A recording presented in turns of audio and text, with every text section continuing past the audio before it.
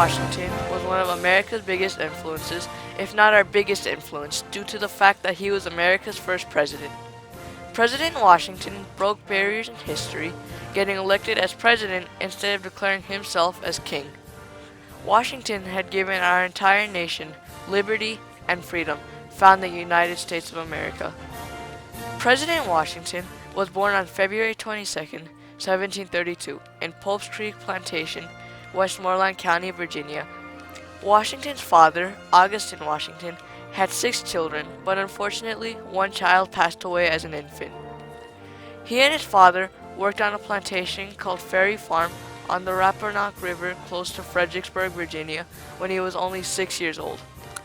Augustine Washington died at the age of 48 on April 12, 1743, when President Washington was only 11 years old.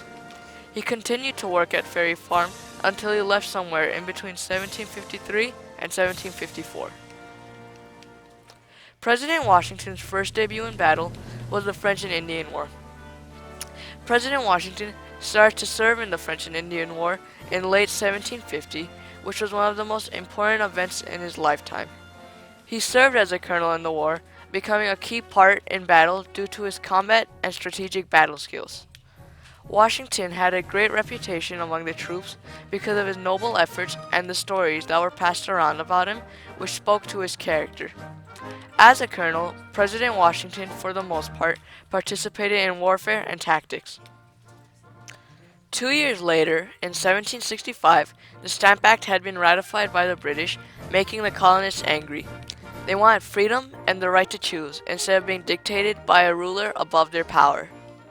They had been overly taxed, and the colonists were sick of it. Their phrase was, "No taxation without representation," to represent their rights. President Washington, who once fought for the British, agreed that they had the privilege to choose and was not governed by this false law. In 1765, the American Revolution ignited, becoming one of America's most important battles in history. King George III wanted to rule over most of the 13 colonies, making the people who lived in the colonies rebellious against Britain's reign. This caused the war to start, and the colonists were commanded by none other than George Washington.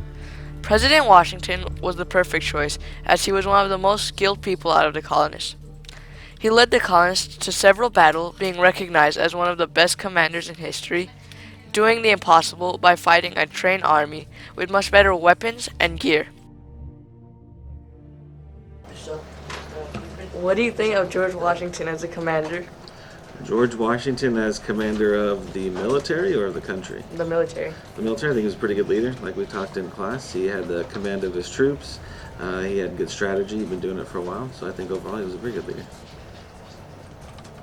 The only problem was that President Washington had never fought in a war with so many people in it and was never in charge of so much artillery. President Washington had never served as a commander on the battlefield before, making this the first time he served as a commander.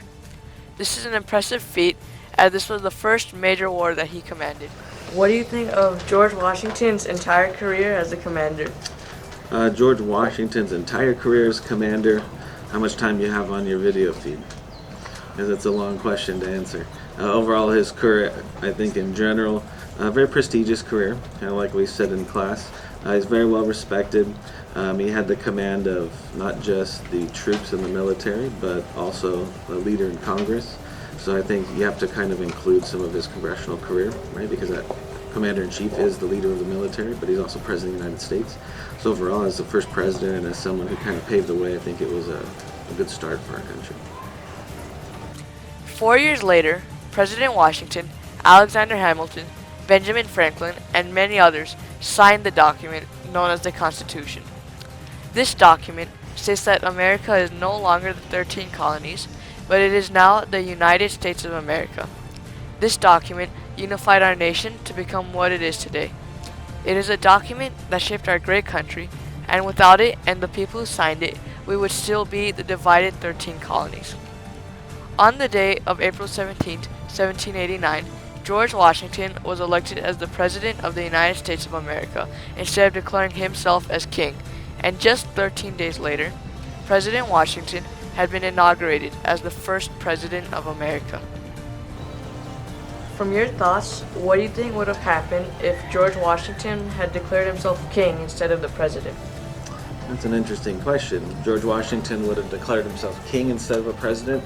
I think that the concept of democracy would probably have diminished. I don't think we'd have a free country like we do today. I think he probably would have carried on some of the same hardships that the king had when these colonists wanted to declare their independence and be free. So I think that's kind of the whole discussion we've had in class, where part of being a president is making yourself different than a king is the concept of democracy. King does not have the people making decisions for him, but the president would. During his first term, George Washington set up a presidential cabinet, which was composed of Thomas Jefferson as the Secretary of State, Alexander Hamilton as the Secretary of the Treasury, Henry Knox as the Secretary of War, and Edmund Randolph as his Attorney General. President Washington also appointed the entire Supreme Court. Because Congress passed the Judiciary Act of 1789, George Washington had the chance to assign all of the seats of the Supreme Court. Do you think anyone else could have achieved as many accomplishments as George Washington in their lifetime? I think that people are always open to achieve as many accomplishments. What he was able to achieve were very specific accomplishments. So, I mean, could someone achieve as many? Of course. Would they have been as prestigious as some of the ones that he did? Probably not, because he was the trendsetter. He did a lot of that stuff. He was the first one. So I think that just him being there and doing it the first kind of sets the bar and sets the stage a little bit above everyone else. So would people have done it? Yes. Not as, again, successful, I don't think. George Washington had once again been elected as president for another term, meaning he was president for another 4 years. While he was president for another term, the French Revolution had triggered because the French had admired the bravery of the Americans doing the impossible by fighting the British Army, who had much better artillery, soldiers, and experience. President Washington wanted to avoid this revolution because he did not want another war to start. He thought that there should be peace and prosperity, and that this revolution was completely savage and uncivilized. President Washington signed the Neutrality Proclamation, stating that the cause of France is the cause of man, and neutrality is desertion, stating that the Americans are not part of this war and this is inhumane. The French Revolution ended on March 25, 1802. What were George Washington's greatest achievements in his lifetime? Well, I mean, George Washington had many great achievements throughout his life. I think one that he's very well known for was rallying his troops at Valley Forge. A highlight of kind of the American Revolution. First president of the United States. So first president of the United States is always a very good, prestigious honor. So I think he had a lot. But I think he's also very well known for his farewell address when he left, when he resigned from office. So those would be probably top three.